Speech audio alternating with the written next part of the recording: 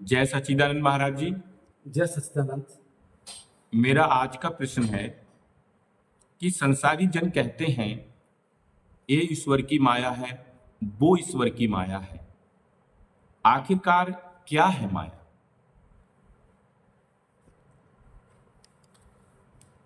भारद्वाज जी,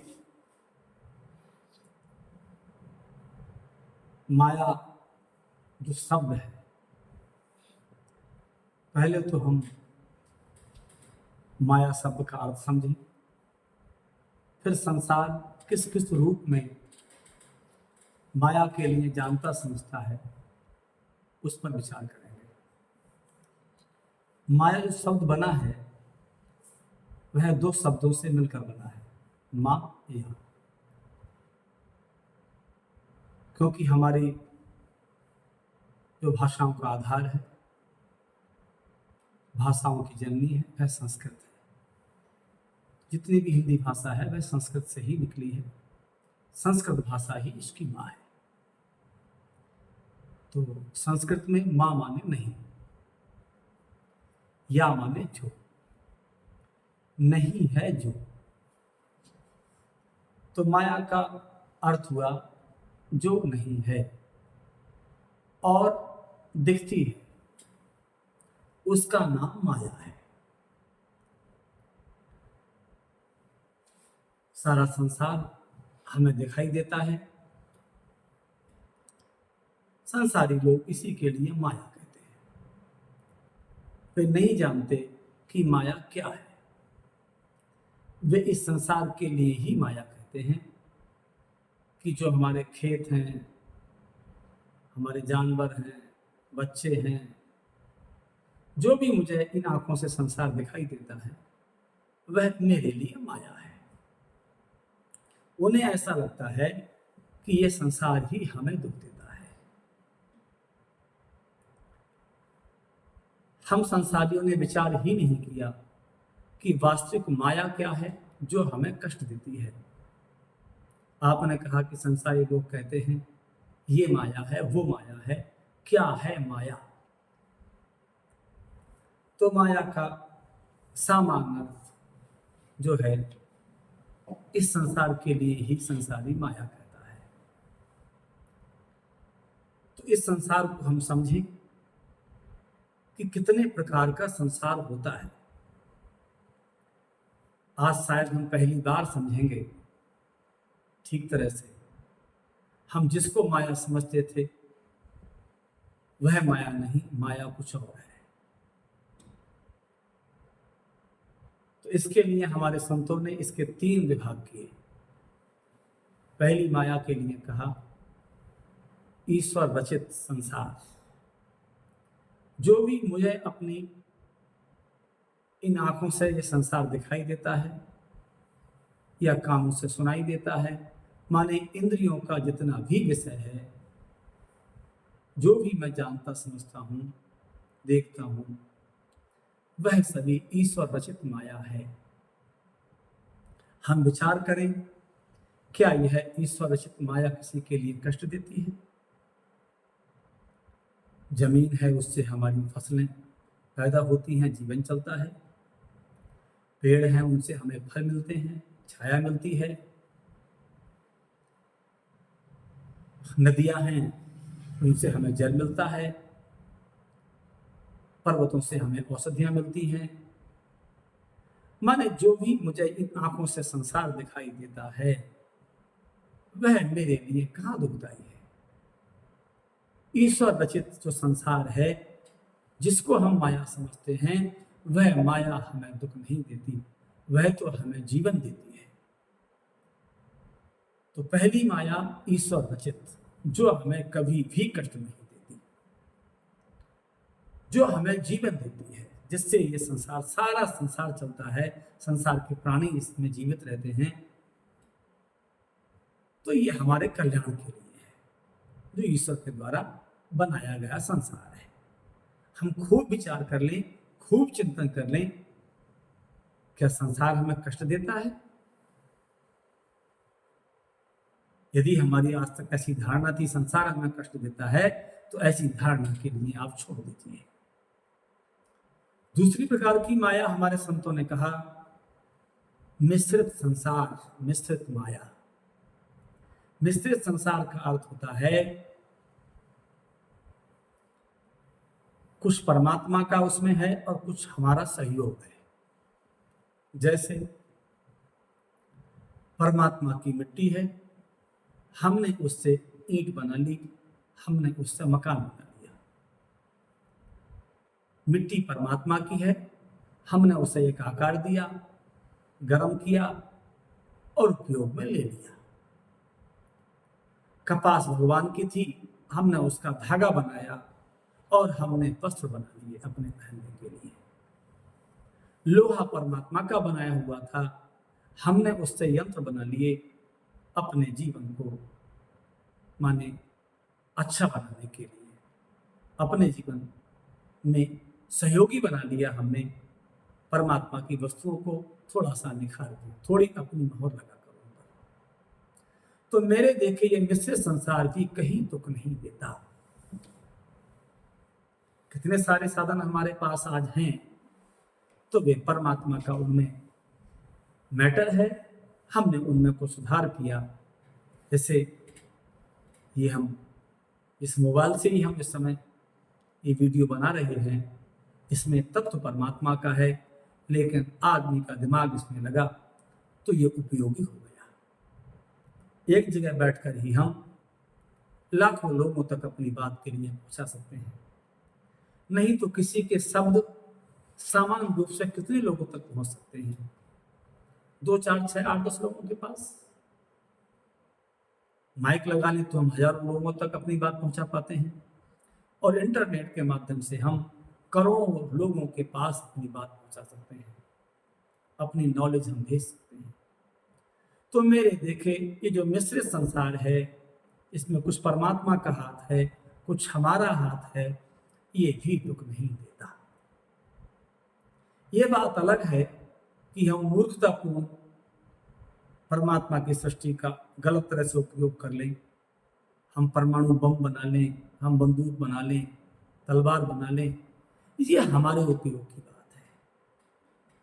लेकिन हम यदि चाहें तो हम इस परमात्मा का जो पूरा संसार है, जो ये मैटर में दिखाई दे रहा है सब कुछ, उसका उपयोग करके माने मिश्रित संसार वह हमारी सुख सुविधा देने के लिए ही है। तो मिश्रित संसार भी हमें दुख नहीं देता। लेकिन एक तीसरा संसार भी है जिसमें परमात्मा का कोई हाथ नहीं। परमात्मा ने उसमें कुछ भी नहीं बनाया, वह हमने ही सब बनाया। कहते हैं कि एक बार भगवान राम के पास लक्ष्मण गए और लक्ष्मण जी ने कहा कि प्रभु ये माया क्या है? तो राम जी ने कहा कि सुनो लक्ष्मण, पहले वो कहते हैं माने यदि यही सब माया है, जो सब संसार दिखाई देता है, गो गोचर जह लग मन जाई, तह तह माया जानो भाई। पहले तो राम ये कहते हैं कि जो भी तुझे ये सब कुछ दिखाई देता है, ये प्रपंच ही माया है। लक्ष्मण जी ने कहा यदि ये प्रपंच ही माया है तो इस माया के तो कोई पार जा नहीं पाएगा, क्योंकि अभी पृथ्वी पर है, पृथ्वी से हम चांद तक पहुंच जाए तो चांद से फिर कुछ और ग्रह दिखाई देने लगेंगे, कुछ और ग्रहों के पास जाएंगे हम तो कुछ और दूर ग्रह दिखाई देने लगेंगे। तो फिर हम इस संसार जो ये माया रूप है, ये तो आपके अनंत कोट ब्रह्मांड है, कोई व्यक्ति इसके पार नहीं जा सकता। तो भगवान कहते हैं इसके पार जाने की जरूरत भी नहीं। एक दूसरी प्रकार की माया है जो मुझे कष्ट देती है।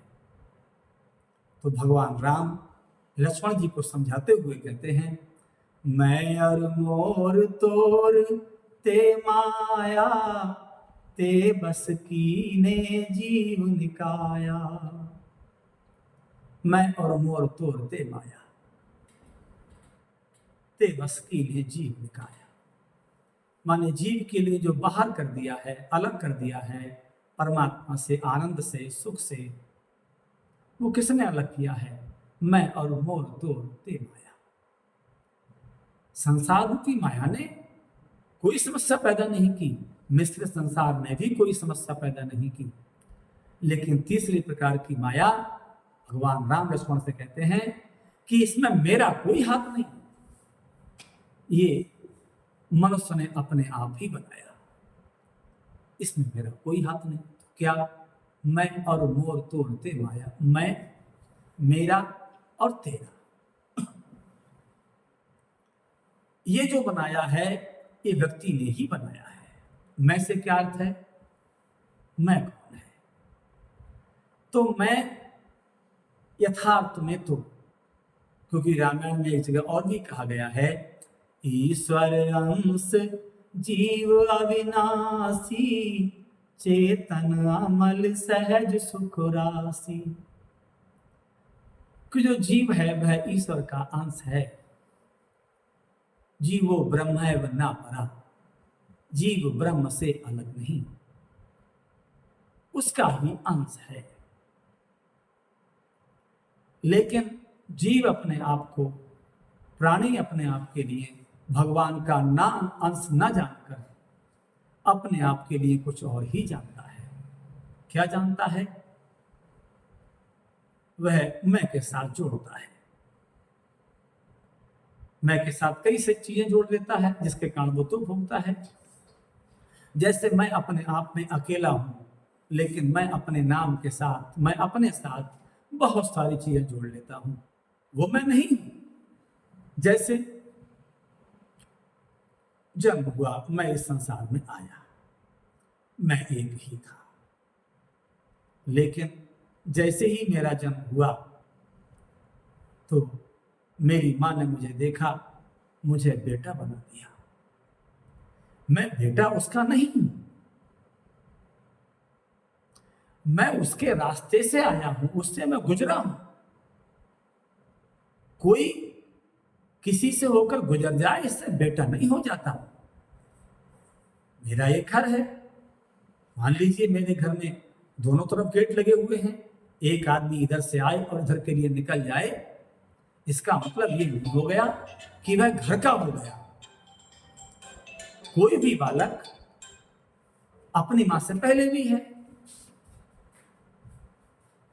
बाद में भी है, उसकी आत्मा पहले ही है, उसका होना पहले ही है, लेकिन वह मां से होकर गुजरा है, बस पहले ही है वो उससे। गुजरने से कोई उसका बेटा नहीं हो जाता। जैसे कोई व्यक्ति रास्ते से गुजर जाए और मैं कह दूं ये मेरा है, नहीं, वह अपने आप में आप है।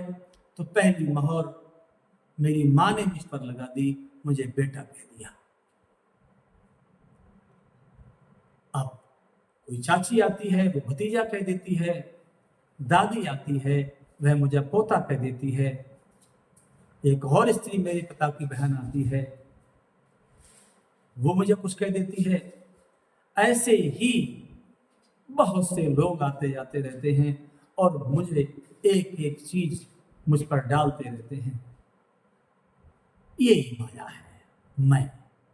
मैं तो एक था, लेकिन मुझ पर बहुत सारे नाम रख दिए मेरे, मैं एक से अनेक हो गया। एक शब्द है अहंकार शब्द, हम नहीं जानते अहंकार शब्द का क्या अर्थ होता है। मैं नहीं, मैं अहंकार के साथ ही जीता हूं। सज्जन से सज्जन व्यक्ति भी, कितना भी अपने आप के लिए कोई सज्जन मानता हो, लेकिन जब तक उसने आध्यात्म का रस नहीं चखा, सत्य के लिए नहीं जाना, तब तक वह अहंकार में ही जीता है। अहंकार का अर्थ होता है अहम प्लस आकार। मैं के साथ कोई भी मैं आकार जोड़ दूं, मैं कह दूं मैं बेटा हूं, तो मैं, मेरा होना है, इसमें कोई दोष नहीं है, लेकिन मैंने कहा बेटा हूं मैं, तो मैंने अपने मैं के साथ में बेटा जोड़ दिया। अब मेरी माता के सुख दुख मेरे सुख दुख हो जाएंगे, फिर मैं पिता बन जाता हूं कभी आगे चलकर, कभी मैं भाई बन जाता हूं। मैं अकेला हूं, लेकिन मैं दूसरे से बनता हूं। जैसे मान लीजिए मेरा जन्म हुआ, 4 साल 5 साल का हो गया। अब 4-5 साल के बाद मेरी ही माँ के एक संतान और होती है। मैं पहले ही था उससे, मेरा उसके होने से क्या संबंध है? लेकिन जैसे ही पैदा वो हुआ, मैं भाई बन गया। और हम देखें, मेरा विवाह नहीं हुआ था, तब भी मैं था। मेरा होना पूरा ही था, लेकिन विवाह होने के बाद मैं पति बन गया। मेरे ऊपर एक आकार आ गया, अहंकार। मैं के ऊपर जो आकार आ जाता है और मैं आकार के साथ जीने लगता हूं, ये मैं रूपी माया है, जो इन आकारों से विलग होकर जीता है, जो इन आकारों से अपने आप के लिए अलग जानता है, वह शुद्ध मैं में जीता है, वह सत्य में जीता है। वहां कोई कष्ट नहीं। तो पहली माया है मैं का अर्थ शुद्ध मैं नहीं, मैं के साथ हम यही समझ लें, अहंकार रूपी मैं, जो मैं अपने मैं के साथ कुछ भी जोड़ दूं। मैं था अकेला, मेरा विवाह नहीं हुआ था, जब तक मुझे कोई गम नहीं था।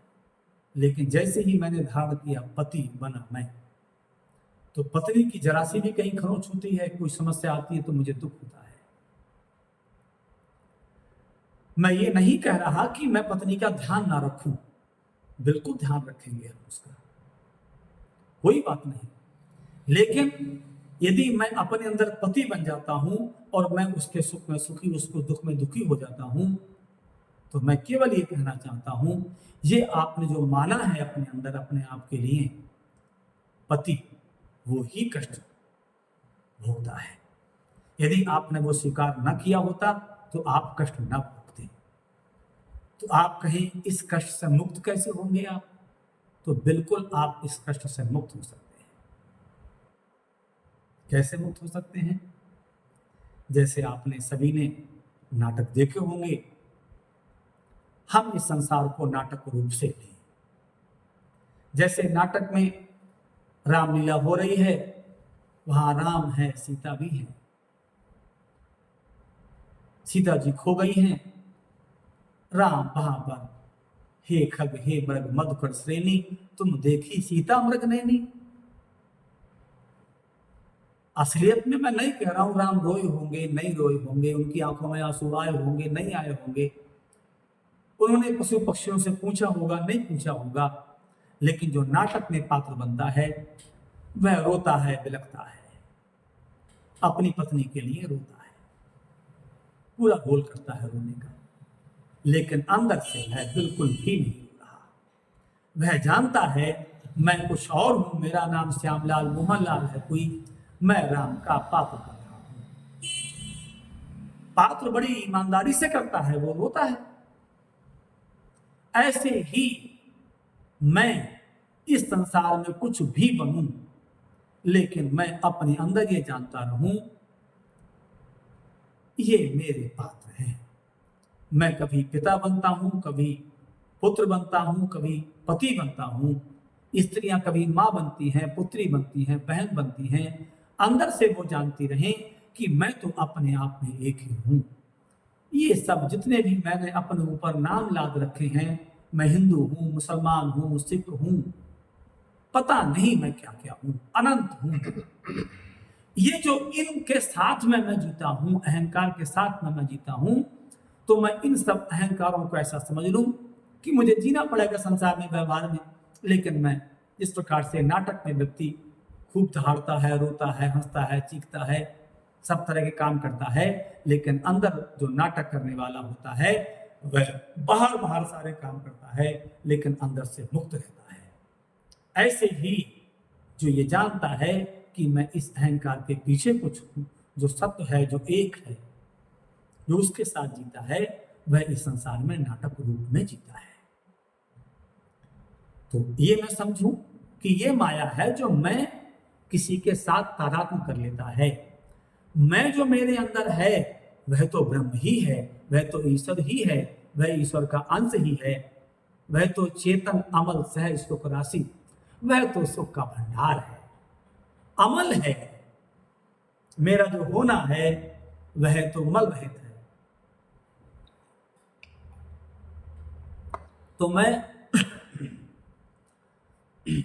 अपने अंदर जो मल रहित है, जो सुख की राशि है, उसके साथ जीऊंगा, तब मैं सत्व के साथ हूं, मैं अपने मूल मैं के साथ हूं। यहां पर भगवान राम लक्ष्मण से कहते हैं कि जो डुप्लीकेट में है उस मैं को तू छोड़ दे। आगे कहते हैं मैं और मोर तो ते माया, मेरा। ये सारा संसार जो मेरा बनता है, तो जैसे मैंने बताया अभी कि जो मेरा अहंकार बनता है उसके अकॉर्डिंग ही मेरा बनता है। मेरे शुद्ध में कुछ भी मेरा न बनेगा। मैं पति बनता हूं तो पत्नी मेरी बन जाती है। मैं शरीर बन जाता हूं, मैं कहता हूं मैं शरीर हूं, तो ये फिर मैं अपना शरीर बन जाता हूं, ये मेरा शरीर बन जाता है। पहले मैंने कहा मैं शरीर हूं, फिर मैं कहता हूं मेरा हाथ है, मेरी आंखें हैं। मैं बनता है पहले, उस मैं से ही जो मैं रूपी अहंकार है उसके साथ ही मेरेपन का जन्म होता है। जो मैं रूपी अहंकार से मुक्त हो गया वह मेरेपन से भी मुक्त हो जाएगा। तो मैं समझूं मेरेपन का अर्थ क्या है। मेरेपन का अर्थ होता है, हम समझे मेरे से क्या अर्थ है। मैं कहता हूं मेरा पैन, मेरे पैन से क्या अर्थ है कि मेरा पैन पर अधिकार है, तभी तो वो मेरा है। अगर मेरा अधिकार सिद्ध नहीं होता तो फिर वह काहे का मेरा, मेरा नहीं है। तो हम गौर करके देखें, क्या इस संसार में, मैंने पहले ही कहा था माया शब्द के शुरुआत में ही, मां माने नहीं या माने जो है नहीं और मैं मानता हूं। मुक्ति कोई बड़ी चीज नहीं। मुक्ति का अर्थ है, मुक्ति कोई मिलनी थोड़ी है, मुक्त तो हम पहले ही हैं। हम झूठ मूठ में ही बंधन में हैं। तो मैं कह रहा था मेरापन, हम सोच कर देखें क्या है मेरा। सोच कर देखें, किसी भी आप चीज पर हाथ रख दे कि ये है मेरा, मुझे लगता है कुछ भी तुम्हारा नहीं है। आप शरीर देख लें, तुम कहोगे ये मेरा शरीर है, क्या तुम्हारा अधिकार इस शरीर पर है? तुमसे पूछकर बचपन से बूढ़ा हुआ चला जा रहा है। अगर तुम्हारा इस पर अधिकार होता, तुम्हारा ही शरीर होता, तो क्या तुम इसे बूढ़ा होने देते? मेरे देखे कभी भी नहीं होने देते। तुम चाहते, तुम अगर लग रहा है मेरा शरीर है ये, क्या तुम इस शरीर को छूटने देते? नहीं। तुम कहते हो मेरी आंखें हैं, क्या तुम इनकी रोशनी को कम होने देते? क्या अधिकार है तुम्हारी नेत्रों पर, मुझे बता दो कोई। हमारे एक सबसे पहले गुरु थे स्वामी विचित्रानंद जी महाराज जी, वो बड़ी अच्छी बात कहते थे। वो कहते थे कि क्या है तेरा इसमें, देख अब तेरी उंगली हम थोड़ी सी काट देते हैं, क्या उंगली तू जमा लेगा? अगर तेरी ही उंगली है तो हम थोड़ी सी काट देते हैं, तू बढ़ा के दिखा दे। तू नहीं बढ़ा सकता, तेरा कोई अधिकार इस शरीर पर नहीं है। कहीं भी तेरा अधिकार किसी भी चीज पर नहीं है। तुम देख लो, लोग कहते हैं बेटे पर मेरा अधिकार है, लेकिन मैं दूसरी ही बात कहता हूं, तुम्हारा बेटे पर कोई अधिकार नहीं। बेटा तुम्हें जितना अधिकार देता है उतना तुम्हारा अधिकार उस पर है। वो तुम्हें अधिकार ना दे, तुम्हारी बात ना माने, तो बोलो क्या अधिकार तुम्हारा? वो तुम्हारी बात मानता है, वह तुम्हें अधिकार देता है, तुम्हारा अधिकार उस पर नहीं। इस संसार में तुम्हारा कुछ भी नहीं। क्या है? तुम्हें कोई चीज मिली है, उससे पहले तुम्हारी नहीं थी, उससे पहले किसी और की थी, अब वो किसी और की है। पहले ही तुम्हारी नहीं थी तो अब तुम्हारी कैसे हो सकती है? हाँ, तुम्हें बरतने के लिए चीज मिली है, बस थोड़े समय के लिए, तुम्हारी नहीं है। तुम्हारा तो इस संसार में कुछ भी नहीं। मैंने सुना है कि एक बार एक महात्मा एक राजमहल में जाकर लेट गया। कुछ लोग वहां आए जो पहरेदार थे, बोले क्यों, कैसे लेटे हो यहाँ, पता है क्या ये? महात्मा बोला ये धर्मशाला है। बोला अच्छा, महल को धर्मशाला बता रहे हो? बोले सिद्ध करो ये राजा का महल है। मैं सिद्ध कर दूंगा, बुला के लाओ राजा को तुम। नहीं, धर्मशाला है ये। सब जगह चर्चा फैल गई कि महात्मा कह रहे धर्मशाला, सब लोग कहते हैं राजा का महल है। राजा भागा भागा आया। राजा ने कहा महाराज क्या बात है? अब महात्मा था तो खिचड़ी भी नहीं सकते, वो लेटा था। राजा आए, बोले महाराज जी बताओ धर्मशाला कैसे, ये तो मेरा महल है। बोले जी बताओ। अच्छा, इस महल को किसने बनवाया? इससे पहले इस पर कौन रहता था इस महल के अंदर? तो बोले मेरे पिता रहते थे। बोले तेरे पिता ने बनवाया था क्या? बोले नहीं, मेरे पिता ने नहीं बनवाया, मेरे पिता के पिता ने बनवाया शायद। तो बोले तेरा कहाँ है?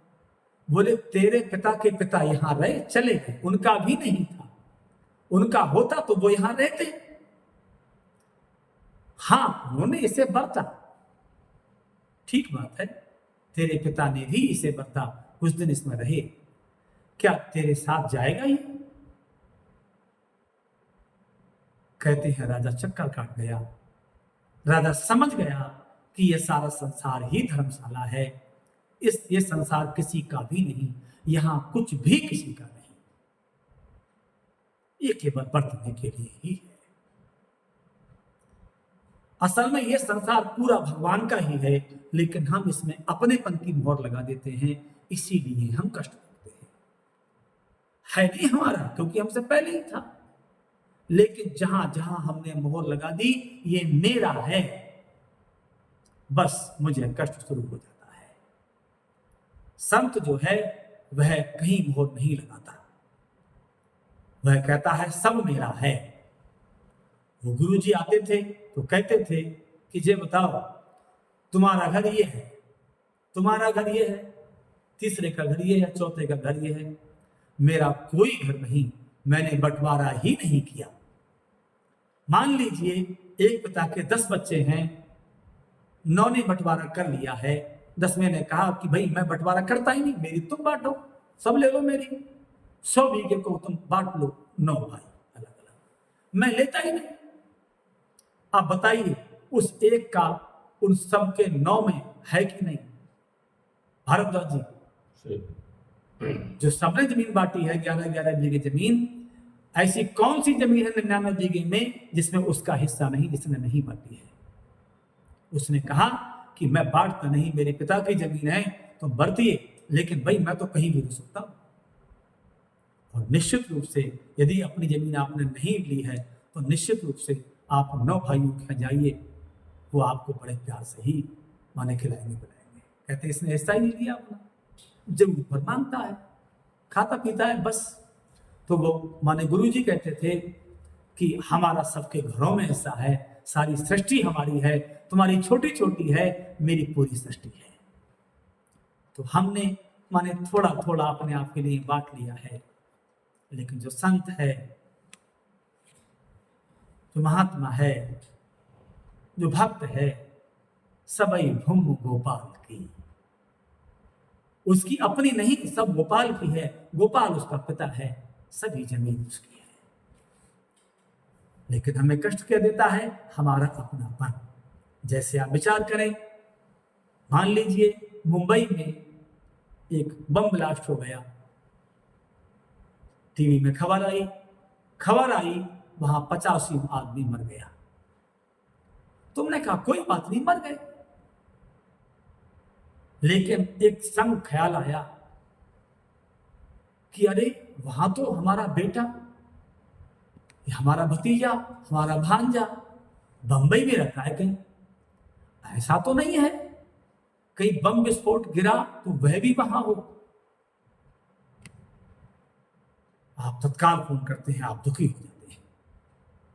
100 अभी मरे हुए थे परमात्मा के, लेकिन आपको कोई कष्ट नहीं था, लेकिन आपने एक जगह लगा दी मोहर की मेरा बीमा है, और आपने फोन किया और आपको पता लगा कि मेरा जो था कोई वह उसमें मारा गया, बम ब्लास्ट हुआ। आप दुखी हो जाते हैं। क्यों भाई? वो 99 और भी मरे हैं। अगर तुमने फोन किया था और तुम्हें खबर मिल जाती, सूचना कि तुम्हारा नहीं मरा था, वो तो रास्ते में है, तुम्हारे गांव के करीब ही आ चुका है, फोन से बातचीत हुई, तो तुम्हें कोई कष्ट नहीं होता, क्योंकि तुम्हारा नहीं मरा। 99 परमात्मा के मरे, तुम्हें कोई कष्ट नहीं। लेकिन जिस दिन हम तत्वता ये जान लेते हैं कि सभी परमात्मा का है, उस दिन मेरा दर्द विलीन हो जाता है, मेरी पीड़ा नष्ट हो जाती है। तो मैं और मोर तोर ते माया, ते बस कीने जीवन काया। इसी मेरे तेरे ने मुझे परमात्मा के राज से बाहर कर दिया है। जिस दिन मेरे अंदर से मेरा तेरा चला गया, ये पूरा परमात्मा का राज मेरा हो गया, तब मेरी सारी ही पीड़ा चली जाएगी। तो मैंने बोला कि परमात्मा का जो संसार है वह मुझे कष्ट नहीं देता, मिश्रित संसार है वह भी मुझे कष्ट नहीं देता। जो मैंने अपने अंदर मेरा तेरा बनाया है, मैं का एक स्वरूप बनाया है, वो ही मुझे कष्ट देता है। जिस दिन मैं मेरापन और तेरेपन से मुक्त हो गया, उस दिन मेरा सारा का सारा दुख चला जाएगा। तो मैं यही समझ लूं कि मेरा यहाँ कोई भी नहीं, ये संसार मेरे लिए है, मेरा नहीं है। हाँ, मेरे लिए है, मेरा जो बेटा सामने दिखाई दे रहा है वो मेरे लिए है, मैं उसके लिए हूं, मेरा नहीं है। तो आज यही बात समझनी थी कि 3 तरह की माया है, उसमें जो दुख देती है वह मेरेपन के कारण ही जो मैंने मान रखा है, झूठा ही मान रखा है, वह ही मुझे देती है।